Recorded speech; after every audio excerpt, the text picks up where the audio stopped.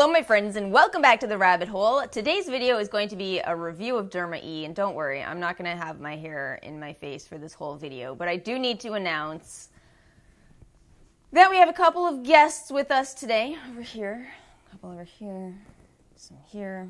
To be completely honest with you guys, I hate so much when this happens. When a trial has ended, I have breakouts going on my face. I gotta share my honest experience, but it's kind of written on my face that things could have probably gone better. So I want to make sure that I open this video by reiterating that I do deal with acne. I do already have acne vulgaris on my skin, and sometimes it can be, irritated by products and made worse. And in addition to that, we've talked several times now about how occasionally fragrance and products will bother my skin. I do feel like that's what happened in this trial. It actually proceeded exactly like the other times where I've had a kind of latent fragrance reaction. So the way I'm going to format today's video is I'm going to tell you first about my experience.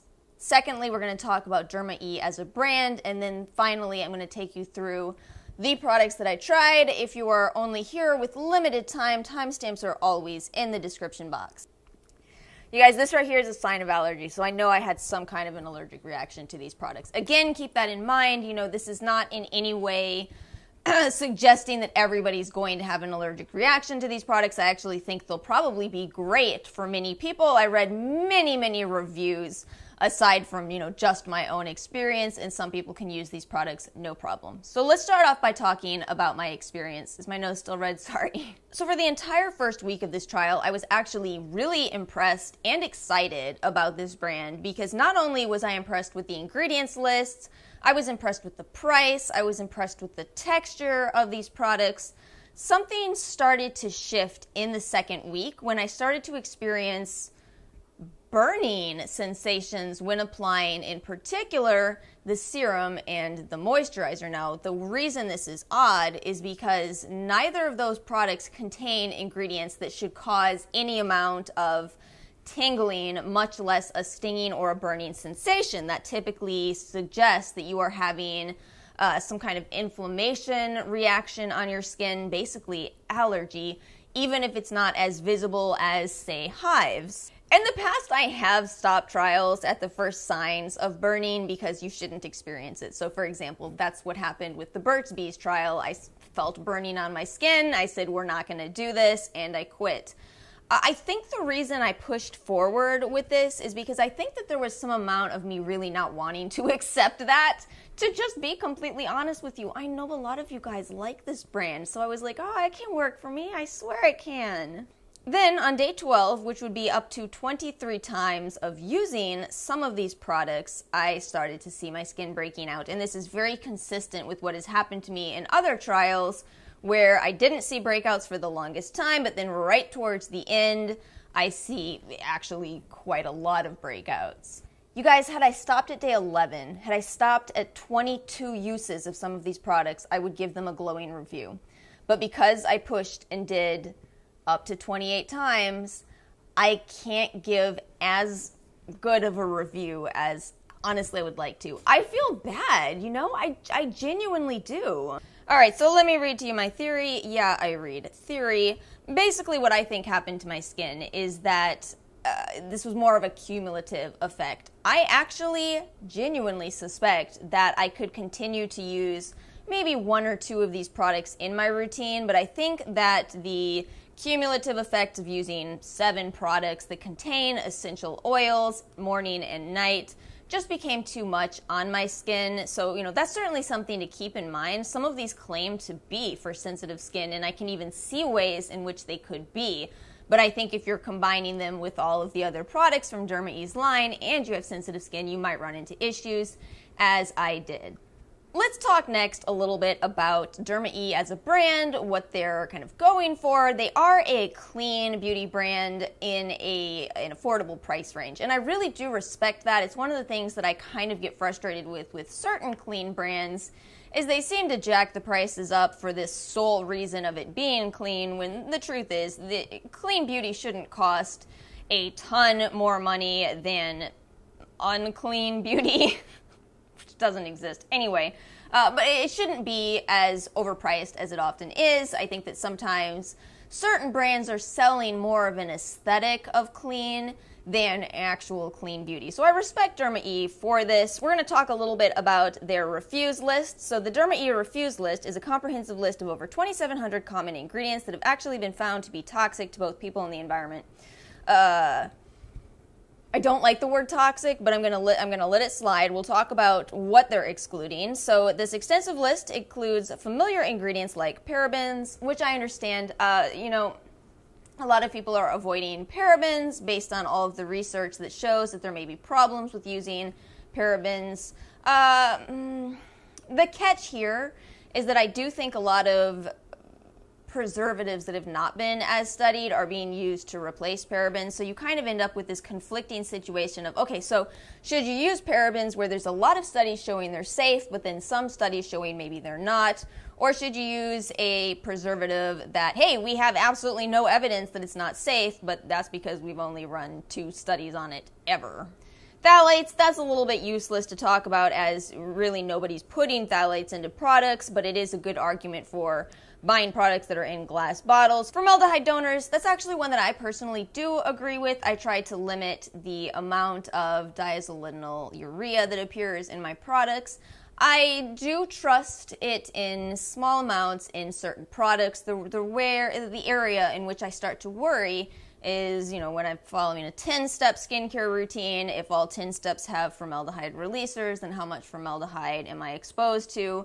That's one issue that I'd really like to see studied. Basically, at this time, products are all tested individually for their safety, kind of in this capacity of this is the only product that's being used. And I think that's a big flaw. I hope that we address that going forwards.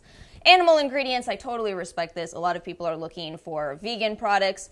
And then finally, synthetics fragrances. So this is where Derma E, in my personal opinion, do kind of butt heads. So by saying that they are avoiding synthetic fragrances, and yet when you look on the ingredients list, you see natural fragrance, what this means is essential oils. Now, the catch here, this is so complicated. Whether you can use essential oils or can't comes down to you. Some people are able to use them. Some people even claim that there are benefits to them beyond just their smells.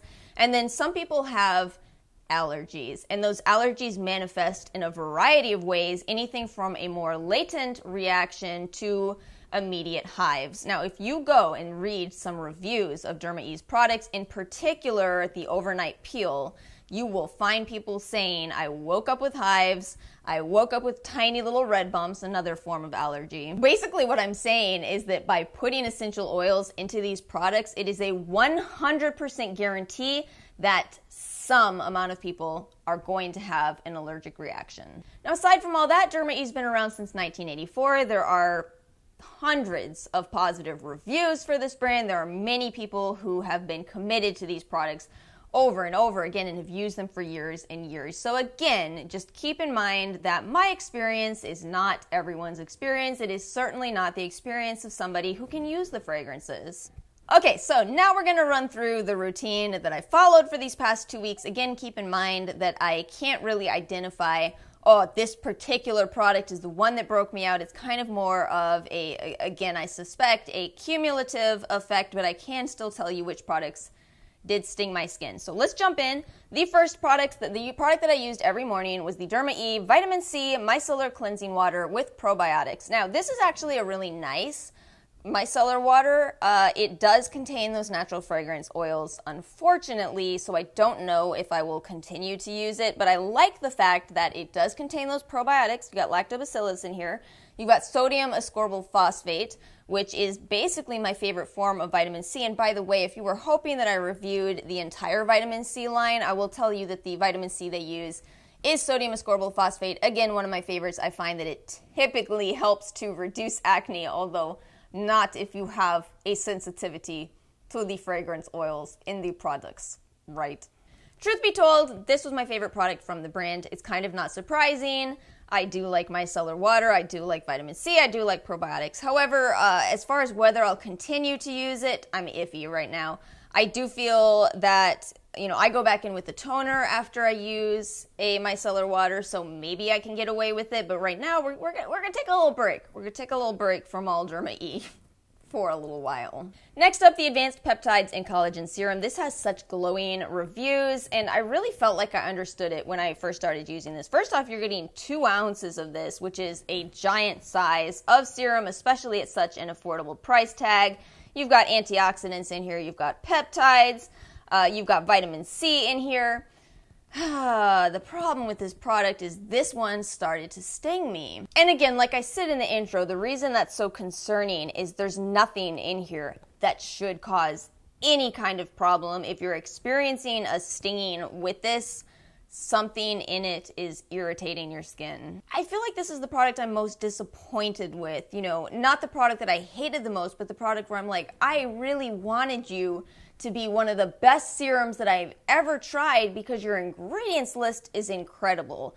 But as it stands, if you're looking for a peptide serum, you can buy the Ordinary's Matrixyl, which is going to be very similar to this, as they directly do use Matrixyl, and you're going to avoid that fragrance. Now, if you want extra antioxidants, you'll have to look elsewhere, but those are rather abundant to find. So, you know, I do have substitutes for this, but I'm disappointed. I wanted this to work. This one is a newer release. This is their Ultra Hydrating Alkaline Water Eye Gel, Hyaluronic Acid, and pH Balancing Alkaline Water. Now, this one did not give me any irritation, I think.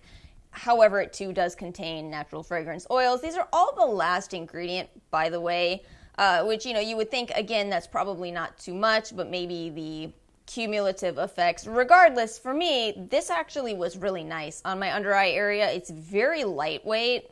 It's a roller ball, but I found if you dab it, you can get a rather decent amount out. So you can see it's really light. It just sinks into the skin really quickly. It's a gorgeous eye gel, and I don't actually think I've ever liked an eye gel. I've always felt like they're too lightweight. So they've struck a really nice balance here. I do feel like I used a lot of this for a 2-week trial, but that makes sense for me because I tend to seek out the amount of hydration that I need from a product, so I'll keep building it up until I feel hydrated, and I have drier skin. But this might be a nice option for more oily skin types, but again, you have to be okay with the fragrance in here. Next up, the Radiant Glow Face Oil. I actually love this. This too is one of my favorites from this. I do love oils, and this is a gorgeous oil blend. Sunflower, jojoba, pumpkin, sea buckthorn. You're getting such a good blend of oils with antioxidants, with fatty acids. Now, here's the thing about this oil. So they're calling it Radiant, right? Do you see all that shimmer down there? What an odd thing to add to an oil, in my personal opinion, especially an oil made for the face. So the thing is, it doesn't really shake into the product. No matter how much you shake it, it stays there. I promise you, because I tried. One day I actually took a like a barbecue skewer in here. I'm not making this up. I took a barbecue skewer, pushed it down in there, smushed that up around into the oil as much as possible, and slathered it all over my body. That's how I went through so much in 2 weeks. I was like, I really want to try this as a glowy body oil. I love those. Even after doing that, there was still so little shimmer. So, you know, this is good news. And for most of you watching this, very few people want to apply a shimmery highlighting oil to their face. Goodness. I'm trying to imagine who would actually want to look like a shimmery, oily robot, right? I managed to shake up a little bit of shimmer in there, but it's still not visible on the face. Now, this is, again, all good news. If you are buying this for an oil and you're worried that it might shimmer too much, no, it won't. No matter how much of this you slather all over yourself, you never end up looking shimmery. Let's talk next about the Firming DMAE moisturizer. We'll talk first about me actually using it, what it was like to use it, but then I'm going to go off on DMAE. You know I'm going to if you've been on this channel for a while. It's just a matter of time before I finally had the DMAE talk with you. They're claiming that this is a moisturizer that works under makeup. It's pretty thick. It's pretty thick under makeup. I definitely had some pilling when I tried it. It doesn't rub into the skin all that well. I found it much nicer on makeup-free days, but I actually preferred it as a night cream because it's pretty heavy in my personal opinion, and I do have dry skin. So again, you see, I'm having so much trouble buffing this into my skin completely. This also did burn my skin into that second week. It shouldn't have. There's nothing in here that should burn the skin. So what's the deal with DMAE, right? I've talked about it before. I've said make sure you do the research. It's a little bit of a controversial ingredient. Now I'm going to tell you this. Dr. Perricone basically based his entire brand off DMAE. He believes it is the single most effective anti-aging ingredient, which, if you look at this critically, kind of sounds like it's his marketing approach. You know, I personally don't think that there is one holy grail ingredient that is the anti-aging superstar. No, I think you need a variety of different ingredients, and I think that if you use a wider variety, you'll actually see better results than if you just narrow into one and believe that that's everything. Now, the deal with DMAE is that using it may thicken the skin, and you actually want this because the skin does thin as you get older, part of the signs of aging, so anything that will thicken the skin is ideally good. Now, the problem with DMAE is that if you are looking strictly for primary literature, if you are looking to see research that is not biased, that is not conducted by Dr. Perricone's lab, you find, in PubMed at least, all of 6 studies. And when you're talking about seeing these anti-aging results and seeing this thickening of the skin, you have to also ask, okay, but how is that happening? One study did actually investigate that, and they concluded that it may be because the cells are dying. So, applying DMAE may cause cell death, which may kind of trigger the inflammation result, which may ultimately thicken the skin. It's not really a good method to thicken the skin, but also there's not enough studies on this, so we can't really effectively say this is what's causing this. You can't say this when you only have a tiny little pool of studies. So you end up in this situation where, okay, so is DMAE great in that we have these great observable results, or is it terrible in that it may cause cell death? I guess I would say on one hand, it's nice that you have a more affordable dupe, if you will, to Dr. Perricone's products, but on the other hand, I'm a little surprised that it's coming from a brand who is, you know, talking about natural and natural is safer and all of this kind of stuff. And it may not be a safe ingredient. We just don't know. We need more studies. Next up, we have the overnight peel. Now, I don't understand this product at all. I will explain. So, while Derma-E typically does not like to disclose the percentages of their vitamin C or any of their other star ingredients, they just kind of tell you, oh, we don't talk about that. The overnight peel, they actually do tell you this is a 5% glycolic and lactic blend. That's kind of low. You know, if I'm comparing this to my personal favorite, the TLC Framboos from Drunk Elephant, that one is at 12% with no added fragrance whatsoever. So now what you have here is a 5% glycolic and lactic blend with fragrance, which means on one hand, it could be better for sensitive skin because you've got a lower percentage of ingredients that, for once, actually do tingle when you apply them to the skin. However, by throwing in those fragrance oils, you've made it not good for sensitive skin. So who is it for? I tend to think that if you have tougher skin, you're not going to want to go with something that's merely a 5% peel. You're going to want to go higher, plus you've got all kinds of options. Now The Ordinary's got a ton of AHA products at higher concentrations, so I don't get this product. You know, I only have a sample of this. It's not one that I was interested in buying because, again, for me, it's just... And then finally, I wanted to make sure I mention their Sun Protection Mineral Powder SPF 30. Now, this whole video has such a negative slant to it. I'm so sorry.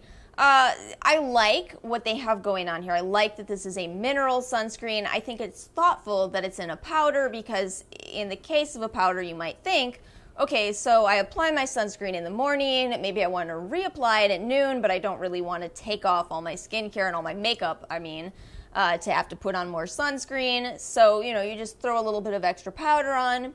and you're good to go, right? The problem with this is that you don't have a lot of control over powder. You may have certain areas of your face that it's not covering very well.